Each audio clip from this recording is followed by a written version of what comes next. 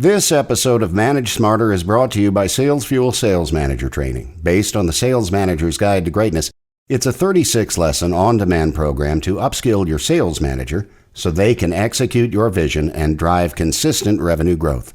Watch a free lesson and find out more at salesfuel.com/SMT. Welcome to the Manage Smarter podcast with hosts C. Lee Smith and Audrey Strong. We're glad you're here for discussions on new ways to manage smarter, hire, develop and retain talent, improve results, and propel team performance to new heights. This is the Manage Smarter podcast. Lee, today we're going to talk with a woman who is not only an expert in lead gen and marketing, but also in scaling business up and improving profitability in an industry where she's quite the groundbreaker, I would say. For sure. And she's joining us all the way from Australia. I know, it's very exciting. So welcome to Manage Smarter, everyone. We're so glad that you're here. I am Audrey Strong, the Vice President of Communications here at SalesFuel. And I'm C. Lee Smith, the President and CEO of SalesFuel. Today's guest, we are so pleased to welcome Skye Stevens. She is the co-founder of the Association of Professional Builders, a leading business coaching company dedicated to improving the residential construction industry for both builders and consumers. And since 2014, Skye has been helping builders double the size of their businesses through profitable growth. She's got a lot of tips to share today. Skye, thank you for coming to the show all the way from down under. We appreciate it. No, thank you so much for having me, guys. Really appreciate being here. So you started this business with your dad. You want to talk a little bit about that journey and where you are now and where you feel like you guys are going as a family business? Yeah, totally. So obviously the Association of Professional Builders, we launched that, 5-6 years ago. Mm-hmm. But our journey starts way longer than that. So we've been in business together for about 10 years. And the first company we had, or that we launched, was essentially still with builders. It was residential home builders were our market, but we were a marketing agency, actually. So we were actually doing the lead gen for our builders. And, things went really well. We were doubling. And we sort of got to a point where we realized we can generate all the leads in the world for some builders. How come one builder would boom and, make sales and grow and love it all, and another builder would do the same strategies, same tactics? They were proven. We knew they worked. Mm-hmm. But how come another builder would say, the leads are rubbish, they just weren't going anywhere? That's not good at all. So we actually offered to jump on the front foot. We were doing some sales calls. We were contacting leads. And it was so interesting what we found. The leads were perfectly fine. So we did a lot more, started digging a lot deeper. And what we realized, it was actually the builders who thrived compared to the builders who really couldn't get anything going. The main difference between the two was actually their sales ability. So, so they weren't calling instantly, they'd leave it a couple of days so they didn't look desperate. Mm-hmm. All the main faux pas we know about sales and selling. So that's really when we realized okay, lead gen we just can't stop there. So we actually launched and we tested APB, the association, under sales training. We basically just launched a new product and brand, and it was all about sales training, and that took off. And we were okay, we're onto something here. There's definitely a demand. And it's almost the exact same thing happens again. So, kind of with marketing, we can generate all the leads in the world for some builders. Some would thrive and some couldn't. Okay, let's do the next step. Let's, teach sales and selling how to follow up professionally and what to say, how to qualify, what's a deep discovery, closing, everything. And then the same thing happened. Some could thrive and they were totally fine, but then it fell down in another area, and it was their profitability. It was growing and managing a team. It was their margins, on-site operations, internal operations, recruitment. We're okay, well, there's so much more to business than sales and marketing. We know that, but clearly there's not too much education specifically around construction in that space. And that's when we decided, we went for it. We set up the Association of Professional Builders, and we basically train and coach our builders on systems, all systems to do with running a professional and profitable building company. So that's sales and marketing, but also financials, operations, and even self-development like leadership training. So that's how it was born. When you're coaching these builders, what is the most common area of need that you encounter? You know what? This is so interesting. So when anyone joins our database, like when we do our marketing, we just have this point of asking one more question on a lot of our funnels. So don't even realize it for a while. But we're just trying to get as much information as possible because we like to categorize our whole database so we know how to best follow them up. And one of our questions is, what do you believe is the most important problem to solve in your building company right now? We internally call this like a perceived priority, and it's a drop down. And there are a few statements, and they select the statement that they feel closest to. So it's, I need to increase my margins. I need to attract better quality leads. I need to close more of my existing leads. A few statements like that fall into the category of sales, marketing, operations. And by far, the most popular are still sales and marketing, closely followed by margins. And ironically enough, this may surprise you guys, it may not, but the bottom perceived priority, like disproportionately unpopular, is the category of like self-development and self-improvement, like, leadership, mindset, working That's the on last ourselves. place one? Interesting. I know. Wow. It's like the most important, right? But I think everything priority, flows out of that. Yeah. yeah. Which to an extent, I think once you start learning about sales and marketing, it's almost like self-development, right? So it's a bit, it's a gray one for people to self-identify. So when managers are struggling with margins, what piece of advice can you give to pretty much all managers, not just people in construction, that could help them improve their margins? Margins, I think number one, start, right at the start of your whole sales process. It's in your marketing. And it's in your sales process as well. Like, there's the obvious ones, right? Like, don't discount. You don't want to sacrifice your margin here, but why do you feel the need to discount? And I think the main thing is and this is certainly a principle that we really drill into our members. And it's economics 101, right? It's supply and demand and supply. And essentially, like, the main way you can increase your margins or at least hold steady on them is manufacture more demand for your services than you can physically supply. Because that means you get a line out the door, you have a wait list, right? And you're in demand. Why should you? You don't have to discount by that point. And the way you manufacture that demand is through good marketing, good advertising. So that's a massive, massive principle that we sort of roll out and teach. And this concept, I suppose you could say, is something that we really hone in on. Because I think, when things, you're going through a quiet period, or and things are getting a little bit rocky, what's the first thing some people turn off in their business? Advertising. Marketing. Training. Exactly. And, they really should be the last.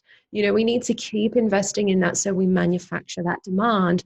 We keep our supply. I think the biggest problem, right, is so many people, as the demand ramps up, they sort of increase their supply at the same rate. So the big problem with that is what happens when the demand plateaus, or what if it even drops? You suddenly have that oversupply, and that is when margins come under pressure because you are so desperate for those sales, you start slashing your prices. And buyers can smell desperation. Oh, yeah. But also margins are related to brand. So you have probably different levels of builders that you work with, those that build luxury jumbo loan homes and others that build more affordable housing. And I worked for a company that was very concerned with rate integrity entwined with the brand. And so they said, we will never go below this price. I don't care if the whole world is imploding and the zombie apocalypse is here. We will not go below this price. Or there's something, or we have a worldwide pandemic. Yeah, because it's our brand, and we will never get that rate integrity back. We'll never get back to where it was. And do you talk at all about that? Or should that be less of a concern, especially in a pandemic? What, discounting?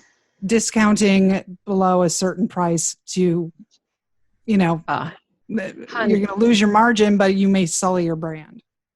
Why? What we teach is, why would you buy a job? Like, especially in construction, right? Like, this is a really good comparison. Like, no matter what industry you're in, you don't want to go down this path, but put yourself in the owner of a building company or the sales manager of a building company. Why would you do that to yourselves? Why would you buy a job, slash your margins so much that it barely covers the fixed expenses to run the company as you're doing it? It's, if you know anything about construction, it's so much stress, it's so much work. And if you're not getting anything out of it at the end of the day, I mean, why bother? Go take a 2-week vacation. It's there's no sense in discounting to the point where you've just bought yourself the job, or worse, you're basically paying for it out of your own pocket, which unfortunately, without the correct metrics, a lot of people end up doing. They're just not tracking the right KPIs. What kind of metrics should they be looking at then? To run the building company profitably.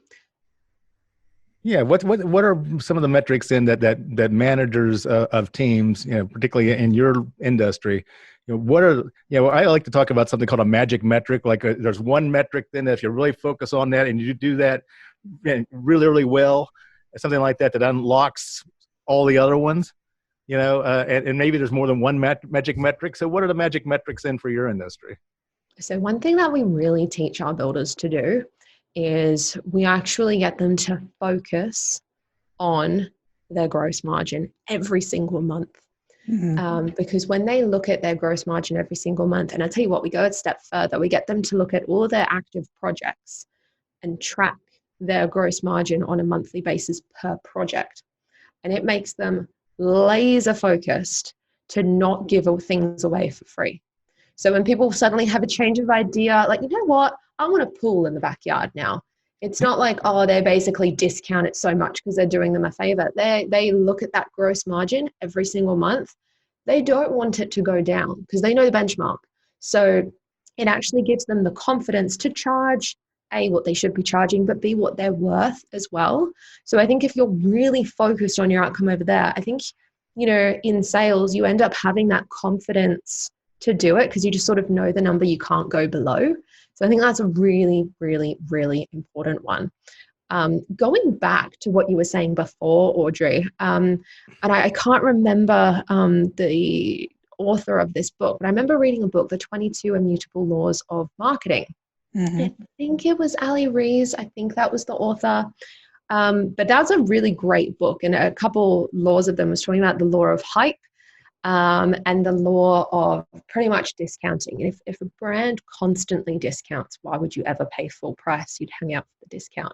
And that's always stuck with me. Why do you want to be known as the brand that will, like, everyone can talk about you and everyone knows that if you push hard enough, you'll always get a good deal with them. And it's at the detriment of your own company. So that was a really good book, actually. I'd recommend reading that. It's super short. That's a great recommendation. Does that apply in COVID-19? I mean, are your builders feeling pressure? I mean, if you build a house and nobody shows up or nobody can get financing, I mean, I don't know what's happening in Australia, but what's happening in the current climate? I'd love to know. It's a boom at the moment. So this is the thing. Yeah, this is the thing at the moment because you know what? Travel. No one can travel. So what are they doing? Oh, they're moving to bigger homes because they're all working from home and have kids at home. That's true. Or, they're suddenly stuck at home. They're like, you know what? I don't like the color of the walls and I want to knock out the back wall and put a big extension on. They're all actually doing a lot more home improvement. So building's in a massive boom at the moment. That said, the amount of uncertainty when the pandemic came, right? We had to launch a massive bulletproof your building company in the recession training. And that was a great training to put together for all of our members. We ended up giving it away completely free for any other builder just to help them during that time. And we basically had all these different modules in the training. And of course, 2 of the modules, one of them was sales and one of them was marketing. And the biggest training we had to put together was you have to adapt. You have to change. Even if you were completely booked out during this time, you're not worried, quote unquote.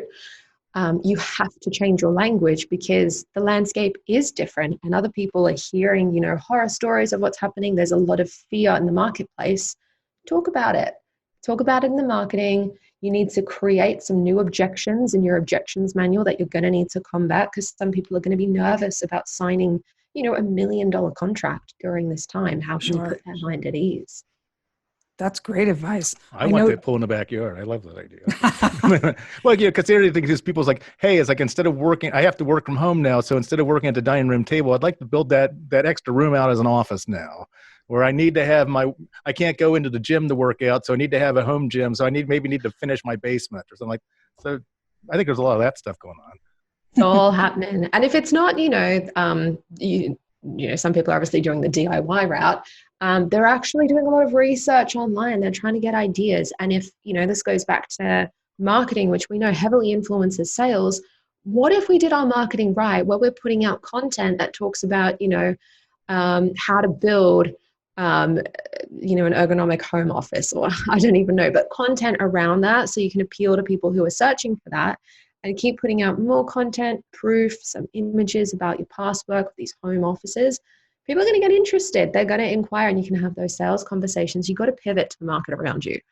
You, I know, are all about lead gen and a marketing whiz. And so they told me you could tell us some simple ways to increase growth using social media. What are some of the unique ways that you've been playing in that space that you can teach our audience?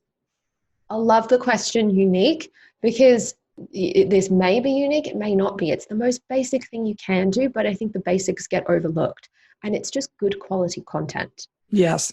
A big thing, right? Especially with our market and our members, so of custom home builders. Think about how this can work in your arena, no matter what industry you're in.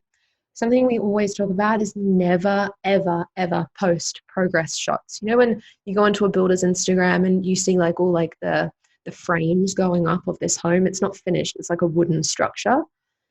No one's interested in that. Come on, people are buying the finished product here. Only your clients whose home that actually is really cares about that. People want to see, the furnishings and how you style it, and the paint color and the carpet. And while that's, a bit of decorating, not necessarily the actual build, that's what sells homes, because yes, they're buying your service of constructing that home, but they're buying the end result. They want to spend Christmas with their entire family in this beautiful new home. So picture that. So I think the choice of images and video is incredibly important and often overlooked. Secondly, I think it's the actual content. As much as, social, it's a very visual platform. We've got to make a point of difference by actually being helpful. Because remember back in the day, when Facebook was kind of like Twitter to an extent, I suppose, when it was mainly typing, you'd sort of update, your status on your timeline and stuff. Now it's very much visual based. So, it's pictures and videos that catch your eye. But don't be so one-dimensional when you're posting, a pretty image of that finished home. We've got rid of the progress shots, and now we're having images of, homes and families enjoying themselves in the pool in their backyard. Go a step further and have a caption of just super helpful information. Give them some tips. Answer them the most frequently asked questions you get. And what's, one of the most common questions you get in any sales conversation, it's how much does it cost? So talk about it in your captions and try and educate through your socials, because when people follow you, they're going to be scrolling every day, maybe every other day. They can see this quality content and quality information, and that is how we build trust and authority automatically in the background. So what do you think happens in 6 months' time, or even 12 months' time? It's a slow burn when they're actually like, yeah, I'm serious. I think I do want to build a new home. Let's go buy some land. Let's go talk to this builder, because I know they were giving me really good, solid information over the last 12 months. You just remember them by that point. What do you think about these coaches and consultants, that they post these videos where they're holding the phone out in front of them, or whatever, and they're walking down the street and they're just talking about whatever, but they post something like that every single day because they believe they got to be out there, so people can see their face every single day. It's like, is that really effective? So it's like two questions in that, right? I think guys like that very much try and make a personal brand because they're trying to make their face the most memorable.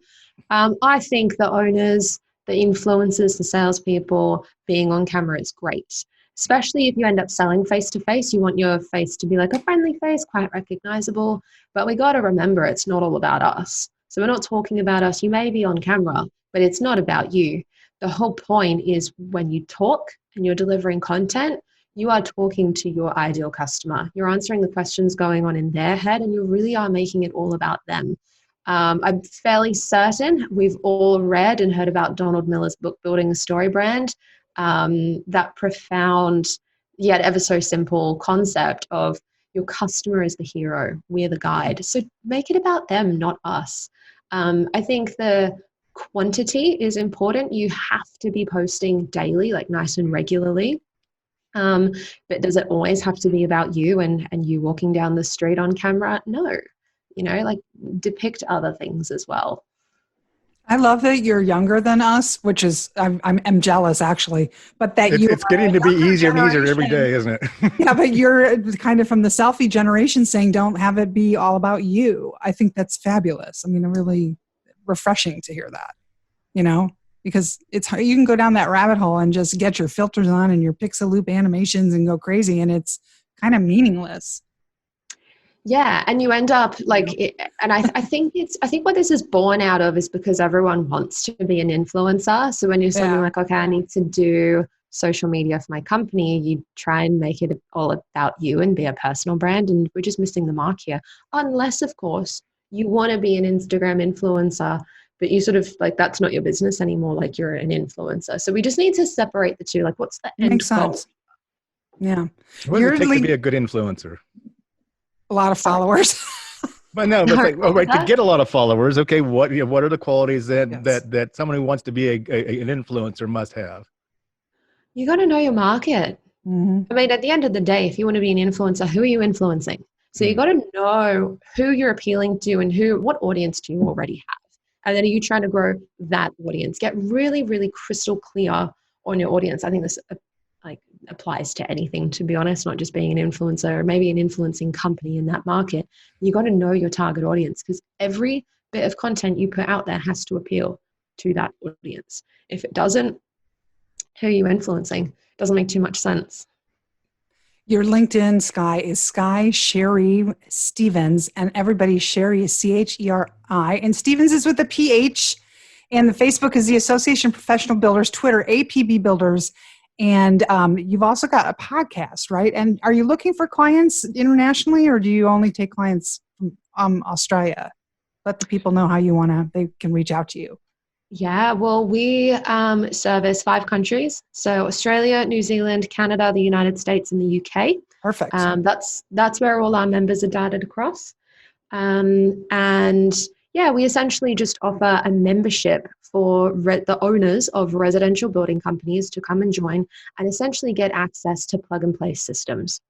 So our goal at APB is to transform and improve the residential construction industry for both builders and consumers. And the main reason for that, Audrey, Lee, I'm sure you guys know, this industry has a terrible rap. Mm-hmm. It's got a terrible reputation. Everyone's 2 or 3 people away from hearing that horror story firsthand of what someone's been through with a builder. And not all builders are that bad. There are a lot of cowboys in the industry. We don't help them. But there are a lot of very professional builders who build a brilliant product. But it's the system side that's lacking, and there's not been too much training specifically, or any training for residential home builders specifically on these systems. So we truly do believe that builders deserve to be earning a lot more for what they're doing. They're building an incredible structure here. They're doing a one-of-a-kind job. But we also believe that consumers deserve a far better experience than they're getting. Why do we have such a bad reputation in this industry? But the thing is that those two go hand in hand. So builders can't deliver a world-class experience on these tiny margins, and that's where APB comes in. And being a member, they actually get the ability to access proven systems to implement into their building company that improve the client experience, so they can scale, take on more team members, operate a professional business, but really take care of their customers at the end of the day. So I think what you mentioned just then, Audrey, even just our website where you can get a hell of a lot more information, apbbuilders.com. We've got a ton of free resources in there, including systems that you can download and plug and play, like our proven sales process for a building company. Oh, that's great. It's a very robust and very, very helpful website. I'll put that in the show notes, I promise, Sky. So this has been great. Thank you so much for all the tips. I learned a lot. Oh, awesome. Thank you both so much for having me. Thanks for listening. If you enjoyed the show, please rate and recommend on iTunes, Overcast, or wherever you get your podcasts. You can also get more great information at salesfuel.com.